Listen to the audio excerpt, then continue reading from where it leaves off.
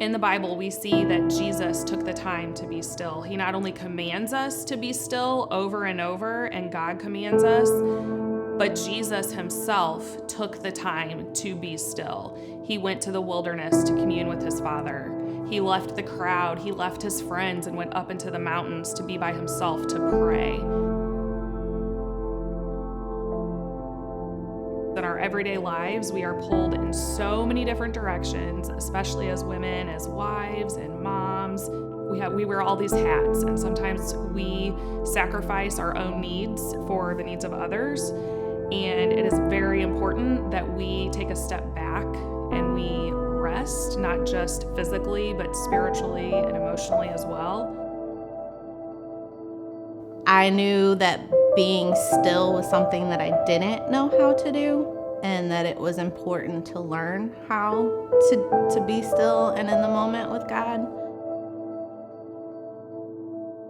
And so this opportunity gives people the chance to do that, and then teaches them how to connect with Jesus on a deeper level.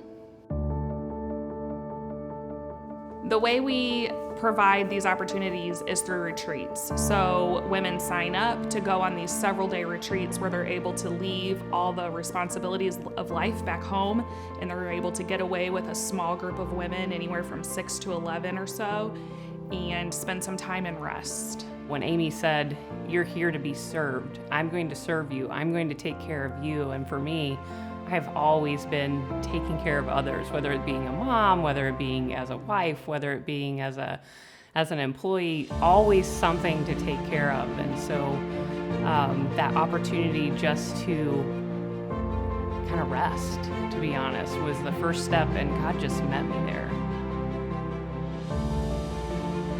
One of the first things we do is talk about why it's so important for us to rest. And I actually have to kind of teach that to women because we don't know how anymore. Our culture doesn't know how to rest. It's actually kind of looked at as being lazy if you take time to rest. And so this is totally countercultural. So first of all, I have to give them permission to rest.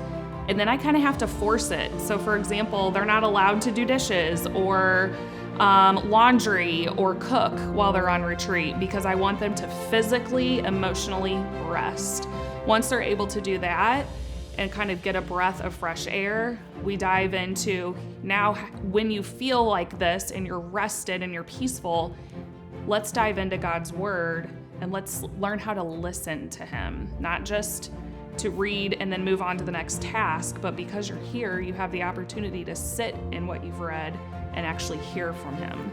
When you get there, there's women from all stages and walks and different stages of their relationships with Christ, but I feel like there's a commonality because just as a society, like it's hard to know how to be still. And so there was like this common ground that we could all meet at. I've had over 40 women attend a Be Still retreat. I've had 2 women actually be baptized on retreat that were recommitting their lives to the Lord. I've had people change their jobs. I've had women come home and their marriages be changed. I had one husband say it was the best money he's ever spent was to send his wife on retreat. God just met me there, and he really showed up to show me that that's what he wants for me every day of my life. He wants me to have that peace. He wants me to have that rest, and then I can then hear him better.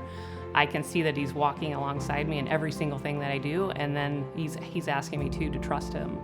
In life in general, we all have moments where we need to be vulnerable, and yes, it is scary, but I feel like that's when God can move the biggest, is in those moments of vulnerability.